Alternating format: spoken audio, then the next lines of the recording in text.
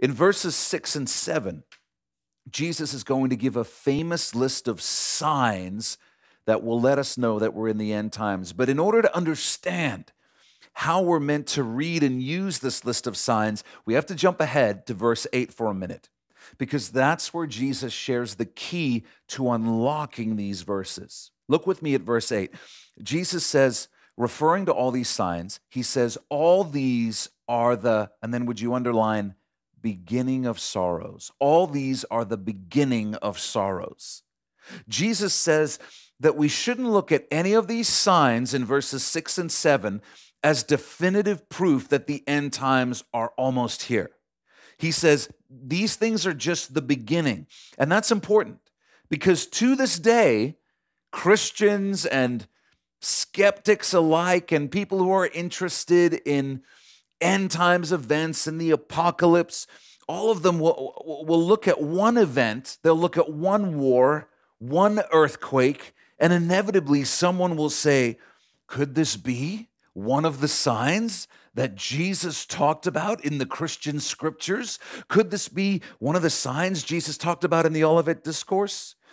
And then people will rightfully respond with something along the lines of, these things are not new phenomena.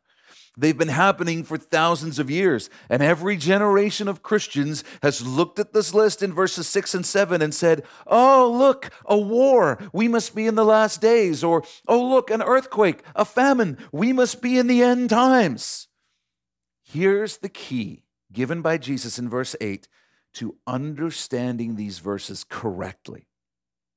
The Greek word that he uses there for sorrows in the original manuscripts is the Greek word odin. Odin. It's a feminine noun that refers to the pangs of childbirth, what we would call labor pains or labor contractions. What Jesus actually says in verse 8 is, all these signs that I've just listed are the beginning of labor pains. Now, why does Jesus say something so strange? It's because he wanted us to understand that all these signs are going to occur like labor pains as the end times approach. In this analogy, childbirth is likened to the end times, beginning with the rapture. And labor pains are likened to these signs that Jesus has just listed in verses 6 and 7. Now, what defines labor pains? We all know, don't we? If you've had kids, then you know the routine. They get more and more intense, and they occur closer and closer together as childbirth approaches. If you've had your first child, or you can think back to what that experience was like. If you're a woman, you had the child. If you're a husband, hopefully you got to be there for that. Then often you know the experience. There's some pain, there's some contractions. You call the hospital, I'm having a baby. The incredibly jaded nurse says, well, how far apart are the contractions? You say, 5 minutes. And she goes, oh, you're only getting started. I know it feels like the world has ended, but things are going to get a lot more intense, and they're going to get a lot more frequent. That's the idea. That's what Jesus is conveying here. All these terrible things we're going to read about in verses 6 through 7, earthquakes, famine, disease, wars, these things, the idea is they're going to become more and more frequent and more intense as we get closer and closer to the end times. So write this down.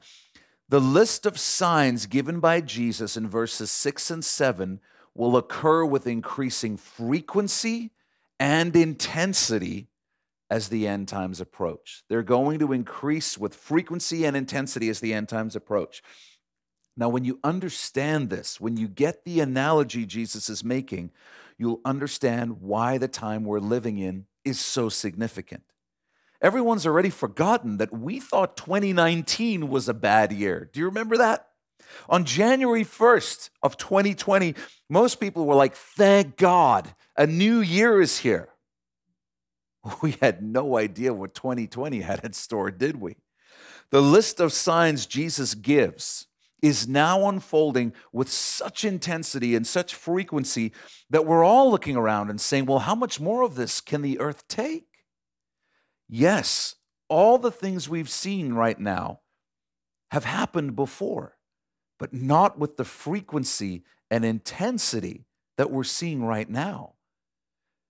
We've never seen so many things happening at the same time as we're seeing right now.